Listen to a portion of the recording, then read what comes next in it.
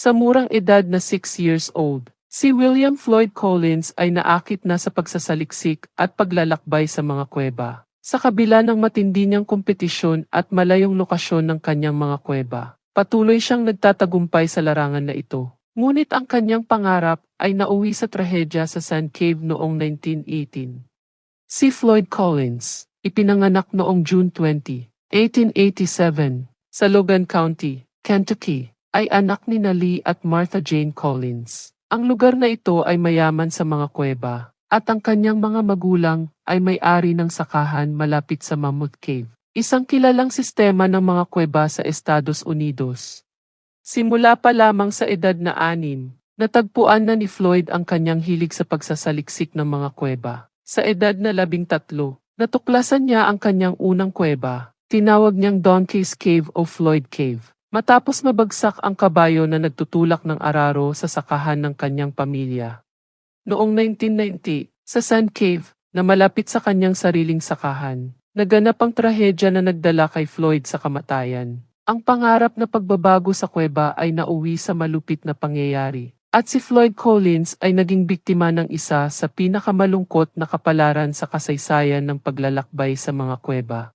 Sa taon ng 1917, na-discover ni Floyd ang Crystal Cave, isang yugto sa kanyang buhay na nagdulot ng malaking pagbabago. Sa September, habang naglalakad sa kanilang bukid, napansin niya ang malamig na hangin mula sa butas sa lupa. Sa kanyang pagsusuri, natuklasan niyang may daan sa ilalim. Sa Disyembre ng taong 1917, natagpuan ni Floyd ang Great Crystal Cave at ito ay naging atraksyon para sa turista.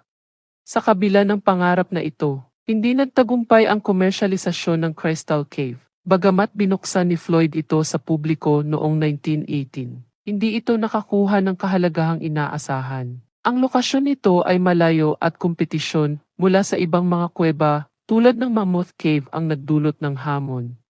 Sa gitna ng mga pagsubok, hindi sumuko si Floyd. Nag-ambisyon siyang bumangon mula sa pagkatalo. Sa tulong ng pamilya, nagpasya silang hukayin ang Sand Cave, isang malapit na kuweba na pagmamay-ari ni Beasley Doyle. Determinado si Floyd na gawing kilala ang Sand Cave. Ito ay naging simula ng bagong yugto sa kanyang buhay. Sa pamamagitan ng masikap na paghuhukay at pagpapalawak, inilunsad ni Floyd ang Sand Cave. Ipinagtapat niya ang vision niya sa mas maraming turista mula sa iba't ibang bahagi ng bansa. Ang kuweba na ito ay nagsilbing daan sa kanyang tagumpay sa gitna ng mga labanang tinatawag ngayong Kentucky Cave Wars. Noong January 30, 1925, ang buhay ni Floyd ay nagbago nang biglang magdilim sa Sand Cave. Sa kanyang pagtatapos ng araw, nawala ang liwanag ng kanyang gaslamp, at habang nagmamadali siyang umalis, aksidenteng nahulog niya ito at naipit ang kanyang binti sa isang bato. Sa pagbagsak ng iba pang mga bato at buhangin, si Floyd ay naiwang nag-iisa at nakulong.